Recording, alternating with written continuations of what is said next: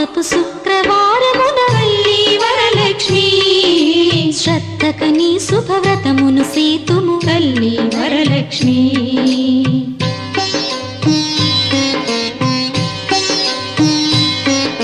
శ్రావణ మాసపు శుక్రవారమున తల్లి వరలక్ష్మి శ్రద్ధకని శుభవ్రతమును సేతుము తల్లి వరలక్ష్మి.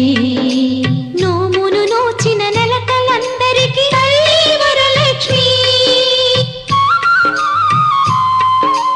నోమును నోచిన నెలకలందరికీ తల్లి వరలక్ష్మి. ఐదో తనమును అనుగ్రహింతువు తల్లి వరలక్ష్మి. తల్లి వరలక్ష్మి తల్లి వరలక్ష్మి.